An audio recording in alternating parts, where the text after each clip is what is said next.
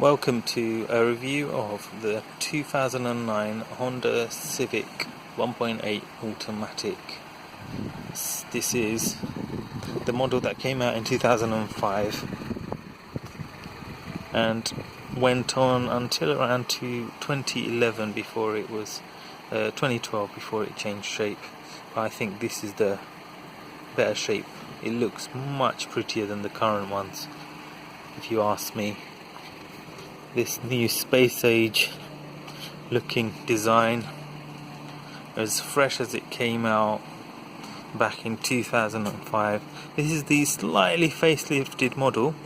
You can't really see any discernible difference. I'll show you where the main difference is.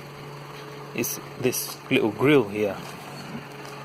So when it first came out, this was all glass grille, and then they did this little 2 holes on either side of the H, here and here, and then in 2010-11 they changed it so that it was all mesh grille on the front, just to give it that sportier look. But if you look at this 11-year-old car, and it looks absolutely beautiful, really aerodynamic, and as you can see, the handles for the passenger seat are hidden here, just so it doesn't spoil the lines. As you can see with my review here, I'm really excited by the look of this car. I think it's the prettiest looking family hatchback there is. I know it polarizes opinion, but come on now, this is a lovely design, and testament to the designers, because it looks fresher and newer than a lot of the designs that are coming out now. I mean, if you look at the new Honda, it looks a bit fussy, to be honest. This has got lovely lines. So let's look at the interior. This is the SE spec, so it would normally come with cloth seats, but this has been upgraded by the owners at new to have leather seats. In terms of spec, being the SE, it has the electric mirrors, but they're not electric folding. You got the front and rear electric windows. In the EX model, what you have is you have a panoramic roof, and you get heated seats, and also the sat nav doesn't come as standard, it's an optional extra, but the sat nav can be put in here. This model has done 90,000 miles. As you can see, the plastics are semi-soft but have been built really well, so it's solid to the touch. Even now, look, it's done 90,000 miles, it's 11 years old, and there's this nice quality feel to it. Everything works. The leather is in lovely condition. The previous owner, looks like they haven't used the rear seats. Hugely practical. I love this wraparound type dash. That's there. You can see it's all nice. It's all digital, futuristic looking. And if we let me turn the wiper off. The engine's on. This is the 1.8, pick of the range if you ask me, and it's nice and quiet, super smooth. It does good fuel economy. I know it's a 1.8, but it does similar fuel economy to the equivalent 1.6 Focuses, etc. And if you're getting the automatic, you must get this full automatic gearbox. If you get this semi-automatic gearbox, good luck to you. They are horrendously unreliable. The actuators go a bit like the Toyotas of that era.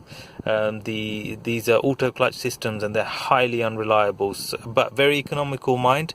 But ask me, if you get automatic, you must get this full automatic, and it only comes in the 1.8. And if you get the manual, no concerns whatsoever. The manual was rock solid. And with these auto boxes, they are reliable, the full automatic, but you must make sure you do the CVT oil change every 40,000 miles. And those that don't do it are stupid, because quite frankly, at the main dealer, they only charge £75 to £80 to get that oil change done, and it makes sure your gearbox runs smooth. So well worth getting done. So do bear that in mind. Other than that, as long as it's serviced correctly, there's hardly anything that really goes wrong on this car. I mean, on this particular one, you might see there's some pixels that are starting to play up on the dash there. Other than that, super reliable. everything works. And if we look on the back, near flat load bay, floor, and nice and wide with armrest, and lots of leg room, lots of headroom, really good. Even 6-footers etc. would be happy to get in here quite easily. And then if we look at the boot, it's a nice capacious boot, not the biggest in the world in terms of boot space. The Octavia has more, but it is in line with the class average, so excellent. And this doesn't come with, there's a bit of a low, let me just show you, there's a bit of a load lip there, but it's not too bad. And it comes with some space underneath. Sorry, I haven't cleaned the car yet, where you can put a space saver spare wheel, but it usually comes with a inflation kit as standard.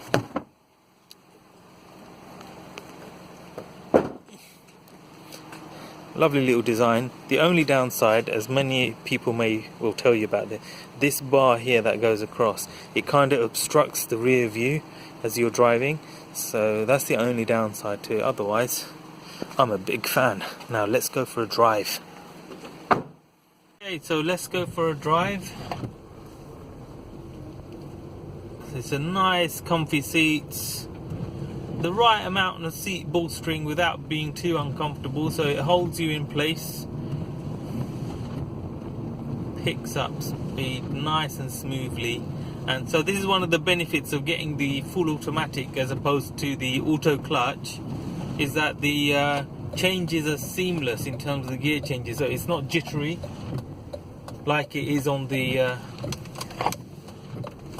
thank you sir, it's like it is on the auto clutch. So here we go. Oh, look at the pickup on this. Wow, fantastic. Look at that, even the camera's shaking a little bit. Sorry, it's the tripod, but I can tell you this picks up nicely. Brakes sharply, round the corners, nice and secure on the road. Gives you confidence to turn it in. The setup on the suspension and the steering is superb, and this on a normal family car.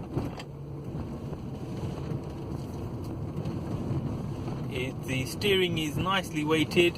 It's not super light, but it's got a nice little weighting to it, so that you feel, well, you can feel where you're steering. Really, it gives that extra little bit of sportiness to it. So yeah, it's nice. Let's just let this person do their 3-point turn. This will be interesting.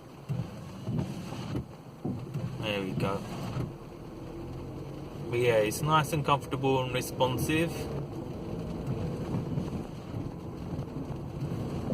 Just on the, if you're being a little bit picky, the ride can be a bit hard.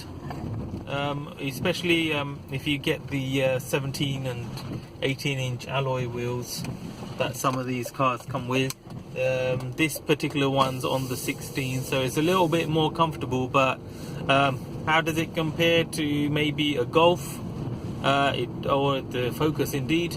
The ride comfort, maybe the suspension is a lot harder, I think, on this Honda Civic, so it doesn't ride as comfortably over the humps as you would get in a equivalent VW Golf.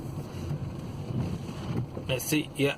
So although it gives that sporty feeling etc., the downside is that you get that little bit of a hard ride in terms of the overall ride comfort experience. So yeah, if you're looking for something that's comfortable for the long journeys on the motorway etc., yeah, something like a Golf would be a more comfortable ride. But one thing I would say is I would definitely get the EX model, so that you get the heated seats, so that should counteract the little pains you get on the backside from the harsh suspension. So that should help. Well, that's what I found anyway. But nonetheless, my main point with this car is if you get the 1.8 like this and you get the full automatic gearbox, or you get the manual and get whatever engine you like, they're hugely reliable cars, dependable, and to boot they look lovely. And even though this is 11 years old, you could even pick up a 2005 and it would look fresh to this day. I mean, compare it to, like, say, 2005, 2006 Corolla. It aged so badly. And then compare it to the equivalent Golf of the time or the Focus. This looks so much better. And for those, obviously I'm Muslim, so I don't drink, but those of you who drink and know your fine wines, as they say, the fine wines are the ones that have aged well, and this is like one of them in terms of an analogy, if you want. But yeah, definitely, if you want something that looks nice and it's reliable, not the most economical in the world, but not that disastrous either, but it's got enough poke so that you can keep up with traffic or bomb it down the motorway, then this is definitely a car that you should have on your list for your family hatchbacks. And would I choose it above an equivalent Golf? If it came to my money and it was to, because for me, my main thing is I want something that looks good and I want something that won't break down and is reliable. And so I would definitely choose this over a Golf. And it's a toss-up whether then I should go for the new shape Auris or not, but that's a bit fuddy-duddy looking. So overall, this would be my choice in terms of a family car for under £5,000, second-hand, and then closely followed by the Auris and then the Golf. But obviously, at this age, the Golfs weren't known for their reliability, especially the automatic boxes. They had a bit similar to this semi-auto that you get on the Honda. The actuators go on those and they're not very reliable in that sense. So in terms of that, then my final decision is this one, ladies and gentlemen. I hope this helped, and don't forget to like and subscribe. Take care. Bye.